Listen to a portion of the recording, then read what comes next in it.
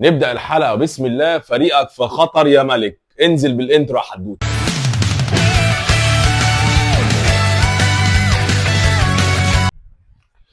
هنتكلم عن الماتش وهنتكلم عن كل حاجة، بس نبدأ بسم الله زي ما قلنا. نتكلم بس في كام حاجة كده قبل ما نفتح موضوع الماتش يوم الخميس.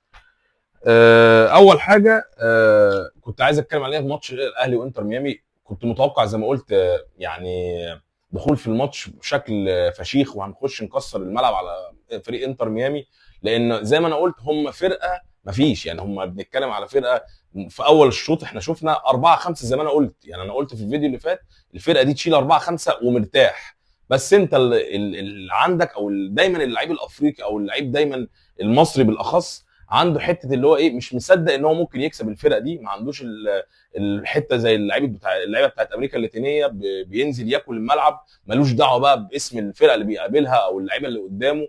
انت لا، انت لعيبتك في طاهر وقفشه مسكوا في الحارس بتاع ميسي وعايزين ياخدوا التيشيرت وامضى وحاجات غريبه. ليه ما تصدقش في نفسك؟ وليه ما تحسسش المشجع بتاعك ان انت لما تطلع في اي حته في المحافل الاوروبيه والحاجات اللي فعلا تشرف بجد انك تقدر تعمل حاجه وتقدر تسعدنا وتخلي الناس اللي بتتفرج فخوره. احنا الحمد لله فخورين بالاهلي في كل حته وفي كل بطوله، بس دايما في كاس العالم للانديه كانت حتى عقدتنا في النسخ القديمه اخرك المركز الثالث. يوم لما ربنا كان كرمك وواصل لحته حلوه، واتمنى ما اشوفهاش في الماتش اللي جاي. يعني خلاص كان قدامك فرصه ضاعت منك.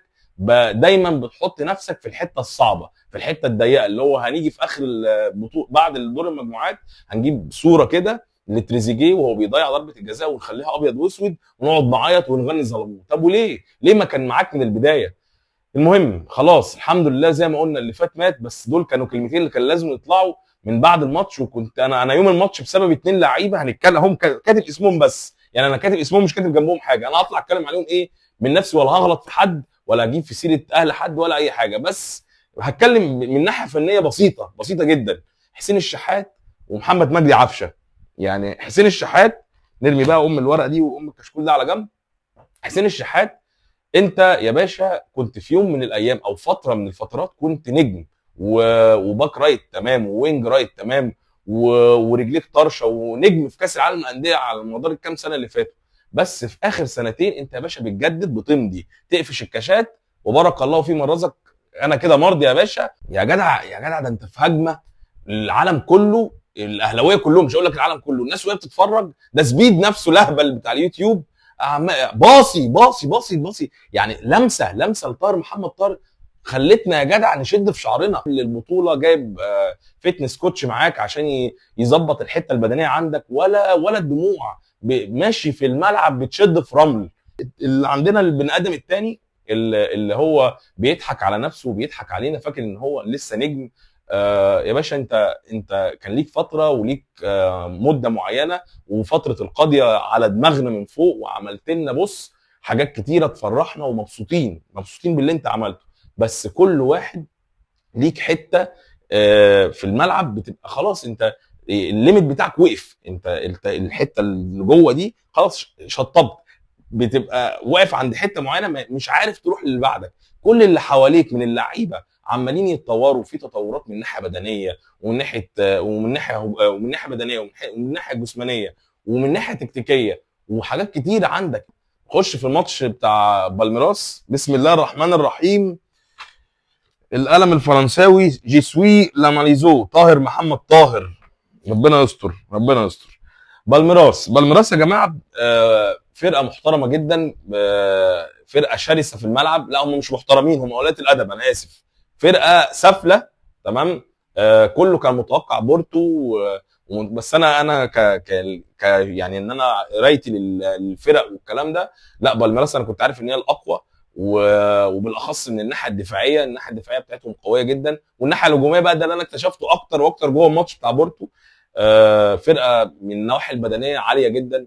التحولات بتاعتهم من الدفاع للهجوم بشكل مرعب، وعندهم الثلاثه اللي قدام سواء روكي او فليب اندرسون او مين الثالث استيفاو اللي هو عنده 17 سنه. يتعمل معاه ايه ده؟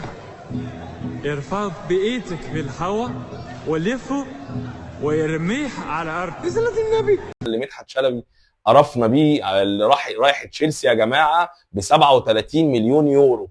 مدحت شلبي مأكد على المعلومه دي على اساس ان فابيزيو رومانو ده بيشتغل بتاع سبح بعد الظهر. فالحمد لله الثلاث لعيبه دول هم يعني بالاخص تيفاو 17 سنه، سريع، عنده اللي هو الفينتات والفوت ورك بتاعه مش طبيعي، رؤيته للملعب حلوه، بيلعب يمين وبيلعب شمال. يعني في نص الشوط الاولاني كان عمال تحركاته كلها ناحيه اليمين، في النص الثاني لما ركزوا عليه قام عكس مع فليب اندرسون وبقى هو الناحيه الثانيه.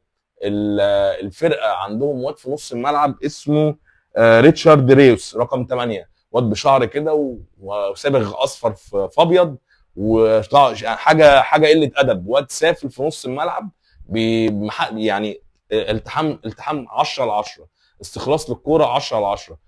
الواد صحه جبت وايه بنت كلب حصان طلقه حصان طلقه حصان طلقه ما بيموتش. التمريرات الطوليه بتاعته الماتش اللي فات عامل 6 تمريرات، 5 منهم صح بيوصلوا بالمقاس، وده ديفندر، يعني هو ده ديفندر مش صانع لعب. فتخيل ان الديفندر بتاعهم بيلعب كوره احسن من الديفندرات اللي عندك. مش هنتكلم في حاجه دلوقتي، خلاص الحمد لله. مروان عطيه كان 10 على 10، بس هيفضل برضو مروان عطيه ان انا هقطع وبسلم لورا، هقطع ومفيش لقدام. خلينا بس في اللي احنا بنتكلم فيهم دلوقتي. ريتشارد ريوس من رمانه الميزان بتاعت نص الملعب، فرقه برازيليه لاتينيه محترمه. الدي ان ايه بتاع الكوره البرازيل هم الدي ان ايه بتاع الكوره يا جدعان، عشان بس ايه ما نحرقش على الفاضي. الناس دي هيخشوا علينا، هيجزوا جزه. نتكلم في تشكيله الاهلي اللي من وجهه نظري لو اتلعب بحاجه غيرها يعني قابل يا ابن عمي بقى. فبسم الله الرحمن الرحيم. شروق يوم العمليه، يعني ده عنوان التشكيله بالنسبه لي. شروق يوم العمليه، ربنا يستر. وصن داونز مديها الفرقه بتاعت اسيا 1-0، وفي جون اتلغى وجون تاني اتلغى، يعني كان زمان النتيجه دلوقتي 3-0، بس الحمد لله ربنا ينتع في صورتنا الخير ونقدر نعمل حاجه. بسم الله الرحمن الرحيم. التشكيله كالتاتي. لازم عشان نبقى متفقين، اللي انا شفته في الماتش بتاع بورتو وبالميراس مفيش غير حاجه واحده تتعمل: 3-4-3. 3 ايه؟ 4-3. طب يا باشا ال 3-4-3 دي مين اللي يلعب ومين اللي يقدر يسد مع الحيوانات والوحوش اللي هنقابلهم؟ محمد الشناوي، انا اسف طبعا في كل يعني انا دايما مع اللي انت فدت فرقتي وشلت فرقتي انت على دماغي، فقلت ان انت لا ما تمناش ان انت تبدا يا باشا، انت كتر خيرك طول ما انت بتأدي، ويا باشا ان شاء الله تكون في كاس العالم. بس انت دلوقتي في البطوله اللي انا فيها عملت اللي يفرحني وشلت فرقتي على دماغي، فاحترام وتقدير للكابتن والملك كينج الكنوج بتاع ماتش اللي فات محمد الشناوي. عادي جدا طالما انت في التاني وخلتني مبسوط ان الحمد لله فرقتي ما شالتش جون، ما لبستش جون، مع ان احنا كنا نستحق نكسب، بس تبقى على دماغي. فمحمد الشناوي حارس مصر الاول في حراسه المرمى. اشرف داري، احمد رمضان بيكهام، ياسر ابراهيم، الثلاث مدافعين. والليبرو يبقى احمد رمضان بيكهام اللي لازم يبقى موجود في الماتش ده، لان ده اللي هيعرف يطلعك بالكوره لنص الملعب ويحاول ينقلك قدر الامكان على قد ما تقدر. ليه؟ لان لو لعبت بحاجه تانية غير الثلاث مدافعين في ماتش زي ده هتلاقي بص يعني غيطان عنب وغيطان قصب بتجري لعيبه البالميراس بتجري فيها. فلازم نامن بالثلاثه دول. قدامهم ديفندرين صرف: حمدي فتحي، اليو ديانج. العقل والغشامه، وهنا برضو والغشامه برضو عندها عقل شويه، بس العقل والبساط الاحسن من عند حمدي فتحي. فلازم الاثنين دول اللي يبقوا موجودين في نص الملعب، وحمدي فتحي ينزل يقفل كمان مع رمضان بيكهام وداري وياسر. فادي 3 2 طرفين زيزو وتريزيجيه. زيزو وتريزيجيه عندي يعني لو سمعتني ايا كان، يعني نفسي لو سمعتني، لو اي حد سمعني من الناس اللي هتتفرج على الفيديو، الراجل ده عشان يعني يخلينا نرجع نبقى مبسوطين تاني بغض على اللي عمله الماتش اللي فات. طلع احسن ما عندك. شايف كده؟ افتح كده جهاد وانت قاعد في الاوضه فيلم حلم العمر لاستاذ حماده هلال وهلا فاخر، وافتكر اللقطه بتاعت ابني بطل مصر، بطل مصر، بطل العالم، لا بطل الدنيا كلها. ابني بطل مصر، ابني بطل كاس العالم. عايزك تفتكر اللقطه دي يا تريزيجيه وتحط في دماغك ان انت ترجعنا تاني للبطوله، تنسى ضربه الجزاء دي خالص. ورينا تريزيجيه اللي كان في ماتش منتخب مصر اللي جاب لنا ضربه الجزاء. ماتشات كتيره قدرت تخلصها مع المنتخب، ماتشات كتيره مع الفرق اللي لعبتها في اوروبا خلصتها. افتكر، رجع لي تريزيجيه بتاع الماتشات دي. عايز تريزيجيه حطه في دماغه ان انت اللي هتكسبنا، ان انت اللي هترجعنا للبطوله تاني. انسى كل اللي فات، انسى ضربه الجزاء. اللاعب رقم 8 مش هقول عليه 10 بن رمضان، لان هطالب منه ان هو ما يبقاش متقدم قوي، لا يرجع مع الاثنين ديفندرات، لان احنا بنلاعب فرقه صعبه وفرقه تحولاتها الهجوميه يعني ممكن تخليك ملط في نص الماتش. فايه بن رمضان من اللعيبه اللي فاجئتني من الماتش اللي فات. هو امكانياته حلوه وكل حاجه، بس لما شفته بقى مع الاهلي انا ما كنتش بتابعه قوي. لا الراجل يعني فكرني كده بايه، بكام لقطه، مع طبعا مع اختلاف التشابه يعني بيايا توريه اللي هو اللعيب القوي جسمانيا وطويل، لا وعنده كوره ويرقص ولمساته حلوه، حاجه نظيفه، حاجه يعني ايه استيك كده تتفرج عليها. كده احنا قلنا زيزو وتريزيجيه وبن رمضان الاثنين، بن شرقي واسامه ابو علي. حاجه غير كده هنتشلح، هيخلونا سلبوته.